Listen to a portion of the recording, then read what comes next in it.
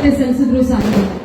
ಇವತ್ತು ಬಹಳ ವಿಶೇಷ ಏನು ಅಂತಂದ್ರೆ ನನಗೆ ಬಹಳ ಖುಷಿ ತಂದಂತ ವಿಚಾರ ಅಂದ್ರೆ ಲಕ್ಷ್ಮೀ ದೇವನಗರಕ್ಕೆ ಲಕ್ಷ್ಮಿಯರಾಗಿ ಶಕ್ತಿ ದೇವತೆಗಳಾಗಿ ಎಲ್ಲ ಹೆಣ್ಣುಮಕ್ಕಳು ಇವತ್ತು ನಮ್ಮ ಲಕ್ಷ್ಮೀ ದೇವನಗರಕ್ಕೆ ಬಂದಿದ್ದಾರೆ. ನಾನು ಅವರಿಗೆ ಆತ್ಮೀಯವಾಗಿ ನಮ್ಮ ಕ್ಷೇತ್ರದ ವತಿಯಿಂದ ಎಲ್ಲರ ವತಿಯಿಂದ ನಾನು ಬರಮಾಡ್ಕೊಳ್ತಾ ಇದ್ದೇನೆ.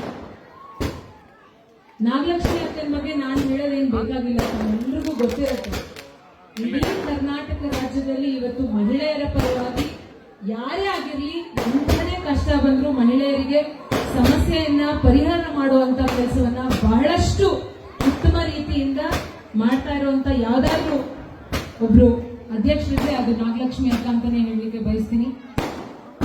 ನನಗೆ ಇವತ್ತು ಸೂಕ್ತ ಆಗಿರೋದು ಯಾಕೆ ಅಂತಂದ್ರೆ ನಾಗಲಕ್ಷ್ಮಿ ಅಕ್ಕ ನಾನು ಹೇಳಲೇಬೇಕು. ನಿನ್ನೆ ಮೊನ್ನೆ ಅಷ್ಟೇ ನಾನು ಗೊತ್ತಿಲ್ಲ ಎಷ್ಟು ಜನಕ್ಕೆ ಇಲ್ಲಿ ಗೊತ್ತಿದೆ ಆ ವಿಚಾರ ಮುಟ್ಟಿದೆ ಅಂತ. ಹೆಣ್ಣು ಮಕ್ಕಳಿಗೆ ರಾಜಕಾರಣದ ಹುಚ್ಚಿಡಿದ್ರೆ ತಡೆಯಕ್ಕಾಗಲ್ಲ ಅಂತ ಪಾಪ ಇಲ್ಲಿ ಹೇಳಿದ್ರು. ನಾನ್ ಕೇಳ್ಬೇಕು ಅಂತ ಅನ್ಕೊಂಡಿರೋ ಪ್ರಶ್ನೆ, ಬರೀ ಗಂಡಸರು ಸ್ವತ್ತ ಅವ್ರ ಪಿತ್ರಾರ್ಜಿತ ಸ್ವತ್ತ ರಾಜಕಾರಣ. ಹೆಣ್ಣು ಮಕ್ಕಳು ಮನೆಯನ್ನ ನೋಡ್ಕೋಬೇಕು, ಹೆಂಡತಿಯಾಗಿ ಮಕ್ಕಳನ್ನ ಸಾಕ್ಬೇಕು, ತಾಯಿಯಾಗಿ ಮಕ್ಕಳನ್ನ ಬೆಳೆಸ್ಬೇಕು, ಸಹೋದರಿಯಾಗಿ ತಮ್ಮ ಸಹೋದರರನ್ನ ನೋಡ್ಕೋಬೇಕು, ಮಗಳಾಗಿ ತಂದೆ ತಾಯಿಯನ್ನ ನೋಡ್ಕೊಳ್ಳೋದಕ್ಕೆ ಎಲ್ಲದಕ್ಕೂ ಸೂಕ್ತ ಇದ್ರೆ ರಾಜಕಾರಣದಲ್ಲಿ ಹೆಣ್ಮಕ್ಳು ಇರಬಾರ್ದು ಅಂತ ಕೆಲ ಪುರುಷರು ಅಭಿಪ್ರಾಯ ಪಡ್ತಾರೆ. ನನಗೆ ಅದಕ್ಕೆ ಇವತ್ತು ಹೆಚ್ಚು ಸಂತೋಷ ಆಗ್ತಾ ಇರೋದು, ಇಷ್ಟೊಂದು ಮಹಿಳೆಯರು ರಾಜಕಾರಣದಲ್ಲಿ ಇವತ್ತು ವೇದಿಕೆ ಮೇಲೆ ಕೂತ್ಕೊಂಡಿದೀವಿ ಅಂತಂದ್ರೆ ಅದು ನನಗೆ ಬಹಳ ಸಂತೋಷ ಆಗುತ್ತೆ. ರಾಜಕಾರಣ ಯಾವ ಪುರುಷರ ಪಿತ್ರಾರ್ಜಿತ ಸ್ವತ್ತು ಅಲ್ಲ. ಎಲ್ಲವ ಕೆಲಸವನ್ನ ಹೆಣ್ಮಕ್ಳು ಮಾಡೋರು ರಾಜಕಾರಣನೂ ಚೆನ್ನಾಗಿ ಮಾಡ್ತಾರೆ. ಹೆಣ್ಮಕ್ಳಿಗೆ MLA ಆಗೋ ಹುಚ್ಚಿದ್ರೆ ಈ ದೇಶದ ಪ್ರಧಾನಿಯಾಗಿ ಇಂದಿರಾ ಗಾಂಧಿ ಅವರು ಮಾಡಿದಂತ ಒಳ್ಳೆ ಕೆಲಸಗಳನ್ನ ಮಾಡ್ತಾರೆ. ಹೆಣ್ಣು ಮಕ್ಕಳಿಗೆ ರಾಜಕಾರಣದ ಹುಚ್ಚಿದ್ರೆ ಈ ದೇಶದಲ್ಲಿ ಹಲವಾರು ರಾಜ್ಯಗಳಲ್ಲಿ ಮುಖ್ಯಮಂತ್ರಿಗಳಾಗಿ ಕೆಲಸವನ್ನ ಮಾಡಿದ್ದಾರೆ. ಇನ್ನು ನಮ್ಮ ಕ್ಷೇತ್ರದ ಏನು ಜನರಿದ್ದಾರೆ ಅವರೆಂತ ಭಾಗ್ಯವಂತರು ಅಂದ್ರೆ ಬಲಾತ್ಕಾರಿಗಳು ಭಾಷಣದ ಮೂಲಕ ಬಡವ ಬಲಗಾರ ಭಗವಂತ ಅಂತ ಹೇಳಿ ಬೋಧನೆಯನ್ನ ಮಾಡುವಂತ ಒಂದು ದುರ್ದೈವ ಇವತ್ತಿದೆ. ಅದನ್ನ ಕೇಳಿಸ್ಕೊಳ್ಳೋ ಅಂತ ಸ್ಥಿತಿ ನನ್ನ ಕ್ಷೇತ್ರದ ಜನಗಳಿಗೆ ಬಂದ್ಬಿಡಿದೆ. ನಾನು ಹೆಚ್ಚು ಮಾತಾಡೋದಕ್ಕಿಂತ ನೀವು ಯಾರು ಯಾವ ಹೆಣ್ಣು ಮಕ್ಕಳ ಬಗ್ಗೆ ಎಷ್ಟು ಕೀಳು ಭಾವನೆಯನ್ನ ಇಟ್ಕೊಂಡಿದ್ದಾರೆ ಇವತ್ತು ಸಮಾಜದಲ್ಲಿ ಅಂತ ನೀವುಗಳು ಯೋಚನೆ ಮಾಡಬೇಕಾಗುತ್ತೆ. ನಾನಿವತ್ತು ರಾಜಕಾರಣದಲ್ಲಿ ಇದ್ದೀನಿ. ನಾನು ಒಂದೇ ಹೇಳಿಕ್ ಬಯಸೋದು, ನಾನು ರಾಜಕಾರಣಕ್ಕೆ ಬಂದಿದ್ದೀನಿ, ಸೇವೆ ಮಾಡಬೇಕು ಅನ್ನೋ ಒಂದೇ ಉದ್ದೇಶದಿಂದ ಬಂದಿದ್ದೀನಿ ಹೊರತು ಬೇರೆ ಯಾವುದೋ ಒಂದು ದುರುದ್ದೇಶದಿಂದ ಬಂದಿಲ್ಲ. ಅಧಿಕಾರದ ಆಸೆಯಿಂದ ಬಂದಿಲ್ಲ, ಹಣ ಮಾಡಬೇಕು ಅನ್ನೋ ಆಸೆಯಿಂದನೂ ಬಂದಿಲ್ಲ. ನನ್ನ ಕೈಲಾದ್ರೆ ನಾನು ಸಹಾಯ ಮಾಡ್ತೀನಿ.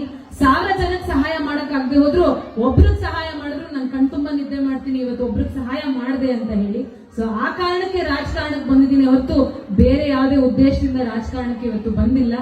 ನಾನು ಪ್ರತಿ ಮನೆಗೆ ಇಲ್ಲಿ ಭೇಟಿ ಕೊಟ್ಟಾಗ ಈ ಭಾಗದಲ್ಲಿರ್ಬೋದು, ಇಡೀ ರಾಜರಾಜೇಶ್ವರಿ ನಗರದಲ್ಲಿರ್ಬೋದು ಚುನಾವಣೆಗೆ ಸ್ಪರ್ಧೆ ಮಾಡಿದೆ. ಪ್ರತಿ ಮನೆಗೆ ಹೋದಾಗ್ಲೂ ಕೂಡ ಅಷ್ಟೊಂದು ಆದರದಿಂದ ಸತ್ಕಾರದಿಂದ ನನ್ನನ್ನು ನಡೆಸ್ಕೊಂಡಿದ್ದಾರೆ. ಅಷ್ಟು ಪ್ರೀತಿಯಿಂದ ಈ ಭಾಗದಲ್ಲಿ ಪ್ರತಿ ಮನೆಯಲ್ಲೂ ನಮ್ಮ ಮನೆ ಮಗಳೇ ಬಂದಿದ್ದಾಳೇನೋ ಅಂತ ಹೇಳಿ ಅಷ್ಟು ಆದರದಿಂದ ನಡೆಸ್ಕೊಂಡಿದ್ದೀರಿ. ನಾನು ನನ್ನ ಜೀವ ಇರೋವರೆಗೂ ನನ್ನ ಕೈಲಾದಂತಹ ಸಹಾಯವನ್ನ ಖಂಡಿತವಾಗ್ಲೂ ನಿಮಗೆ ಮಾಡ್ಲಿಕ್ಕೆ ಅಂತ ಬಯಸ್ತೀನಿ. ನಿಮ್ಮ ಆಶೀರ್ವಾದ ಈ ನಿಮ್ಮ ಹೆಣ್ಣು ಮಕ್ಕಳ ಮೇಲೆ, ಎಲ್ಲ ಹೆಣ್ಣು ಮಕ್ಕಳ ಮೇಲೂ ಇರ್ಲಿ. ಯಾಕಂದ್ರೆ ಬಹಳ ಕಷ್ಟ ಇದೆ ಇವತ್ತು. ಯಾವುದೇ ಕ್ಷೇತ್ರದಲ್ಲಿ ಹೆಣ್ಮಕ್ಳು ಹೋದ್ರೆ ಒಂದು ರಾಜಕಾರಣಕ್ಕೆ ಬಂದಿದ ತಕ್ಷಣ ಯಾವ್ಯಾವ ರೀತಿ ನಮ್ಮನ್ನ ಕುಗ್ಗಿಸ್ಬೇಕು ಅಂತ ತೀರ್ಮಾನ ಮಾಡಿದ್ದಾರೆ ಅಂತ ನಿಮ್ಗೆ ಗೊತ್ತಿಲ್ಲ. ಇವತ್ತು ಈ ಕಾರ್ಯಕ್ರಮಗಳಲ್ಲಿ ಕರೆಂಟ್ ತೆಗ್ಸೋದು, ನಾವ್ ಯಾವ ಕಾರ್ಯಕ್ರಮಕ್ಕೆ ಹೋಗ್ತೀವೋ ಕರೆಂಟ್ ಆಫ್ ಮಾಡಿಸ್ಬಿಡೋದು, ಸ್ಪೀಕರ್ ಆಫ್ ಮಾಡಿಸ್ಬಿಡೋದು. ಸೊ ಈ ಕೆಲಸಗಳನ್ನು ಕೂಡ ಮಾಡ್ತಿದ್ದಾರೆ. ಅದೆಲ್ಲವನ್ನೂ ದಿಟ್ಟವಾಗಿ ಎದುರಿಸ್ಕೊಂಡು ನಾವು ರಾಜಕಾರಣದಲ್ಲಿ ಇದೀವಿ. ಇವತ್ತೂ ಇದ್ದೀನಿ, ನಾಳೆನೂ ಇರ್ತೀನಿ, ನಾಡಕ್ಕೂ ಇರ್ತೀನಿ, ಮುಂದೆನೂ ಕೂಡ ಇರ್ತೀನಿ. ನೀವು ನನ್ನನ್ನೇ ಎದುರಿಸಬೇಕು ಅಂತ ನಾನು ಈ ಮೂಲಕ ನಮ್ಗೆ ಹೇಳಕ್ಕೆ ಬಯಸ್ತಾ ನನ್ನನ್ನ ಈ ಕಾರ್ಯಕ್ರಮಕ್ಕೆ ಕರೆದು ಬಹಳಷ್ಟು ಆಧಾರದ ಸತ್ಕಾರದಿಂದ ಸ್ಕಂದ ಗೆಳೆಯರ ಬಳಗ ಎಲ್ಲರೂ ಕೂಡ ನಡೆಸ್ಕೊಂಡಿದ್ದೀರಿ.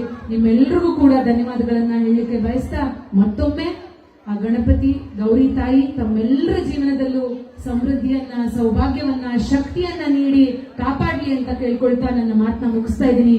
ಎಲ್ರಿಗೂ ಒಳ್ಳೆಯದಾಗ್ಲಿ. ನಮಸ್ಕಾರ.